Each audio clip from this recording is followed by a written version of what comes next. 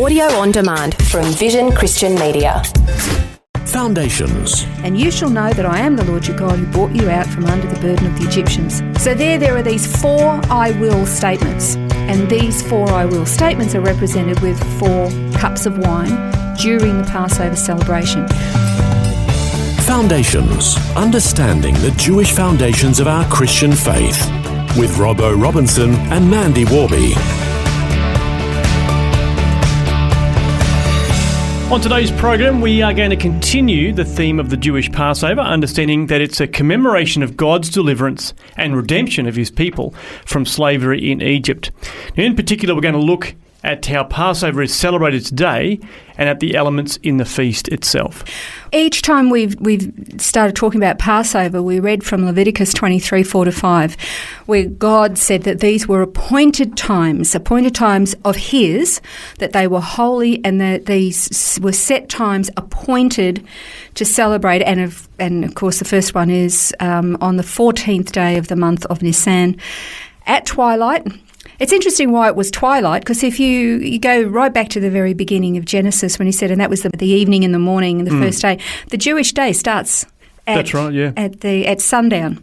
So it's interesting that, again, at sundown on the 14th of Nisan, that's when the Passover would be started. And so we also learned a little bit about some church history, not so glowing, that wanted to sever any Jewish connection, which explains why most of the time the Jewish Passover, it never coincides with the dates of Easter within the Christian church. Yep. So, which is kind of sad, really. It is very sad.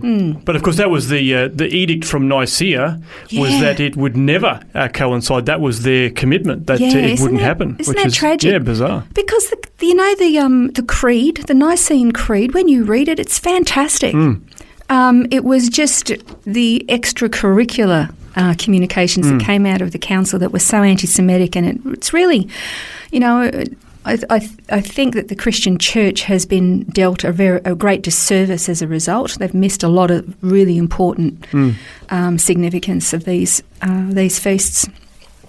So anyway, we also, in a previous program, looked at the history with the story of the Jews in slavery in Egypt and how God commanded Moses to confront Pharaoh and demand that they be let go, and how Pharaoh would say yes and then he would say no, and that would result in a plague that would come upon them.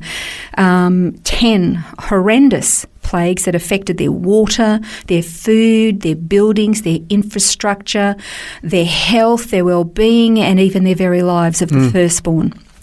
And that was when God set this Passover feast, and won't go into all of what they did. It would just be worthwhile to go and listen to the other programs.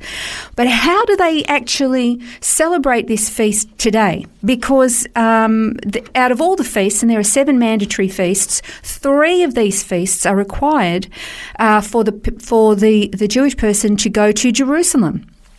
And those 3 feasts are Passover, the Feast of Pentecost, and the Feast of Tabernacles. And they're called the pilgrimage feasts, where you would make pilgrimage to Jerusalem, to the temple. Well, there's no temple. So, and there's, half of the Jewish population now is living out still in the diaspora. So what do? Well, they've had to adapt everything. So we're going to start looking at what happens. Normally in a traditional Jewish home, there's about 15 steps. It takes all night, by the way, to do a Jewish Passover. It takes all night, and it's great fun. But for Messianic Jews, which is what we're going to look at, we're going to look at the elements and look at it from a Messianic point of view, a Christian point of view of how Jesus fulfills these. First of all, before the Passover actually starts, all Jewish families remove every trace of leaven, yeast, from their homes.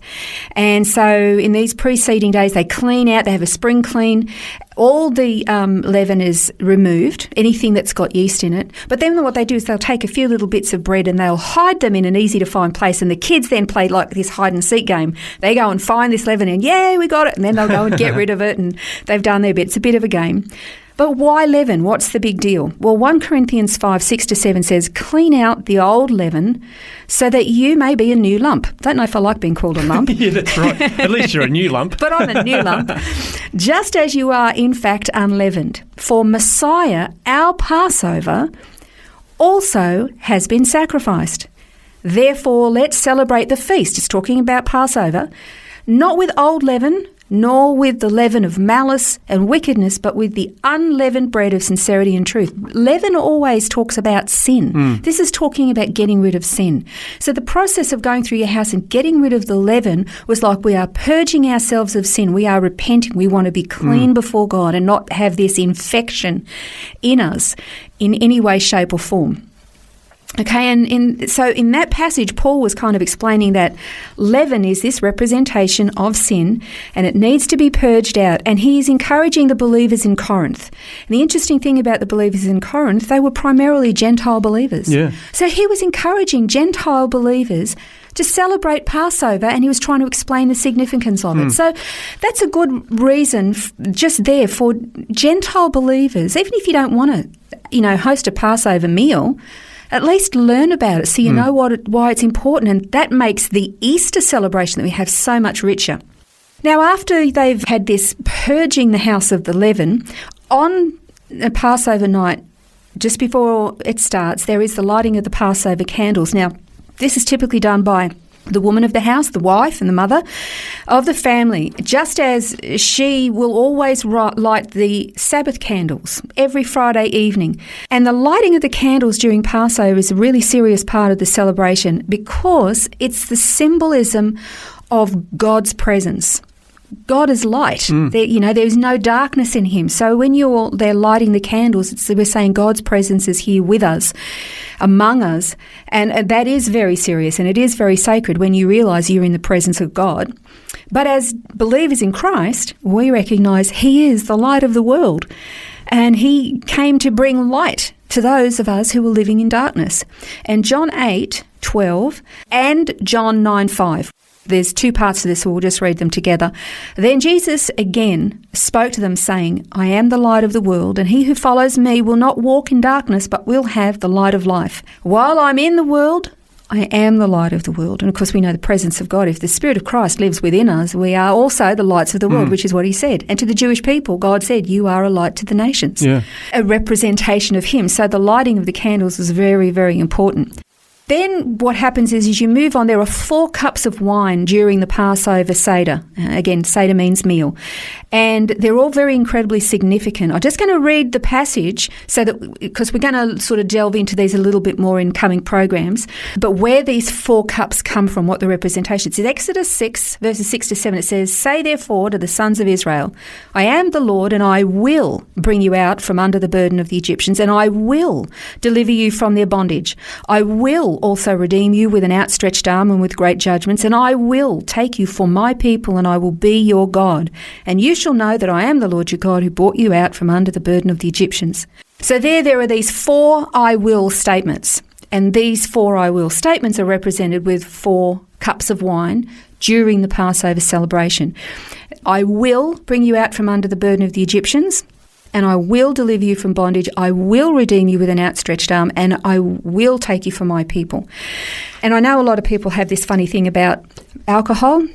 So if you wanted to do a Passover, just do it with alcohol-free. Yeah, grape juice. Grape juice. The significance of these, and they all have a specific name, each of these cups. They all have a specific name, which actually match the statement that we just read, the 4 I wills from the passage in Exodus chapter 6 and verses 6-7. And we will have a look at that in the coming couple of programs, because all 4 cups of wine are not drunk consecutively, thank the Lord, but they're spread out a little bit throughout the meal, and they all have incredible significance. So we'll look at those in coming programs. Well, I'm keen to find out also, and we might be able to explore this in the next couple of programs, where Jesus, in his Last Supper, he said, I will not drink of the cup again. Exactly, we will touch on that. I think it was the third glass. Yeah. So we'll find out more about the significance of Passover and how it relates to us as believers. On the next program, we're going to be looking at more of these elements of the Passover meal, including the 4 cups and the matzah bread. This has been Foundations, a look at the Jewish foundations of our Christian faith. For study notes, resources and more, see vision.org.au/foundations. Thanks for taking time to listen to this audio on demand from Vision Christian Media. To find out more about us, go to vision.org.au.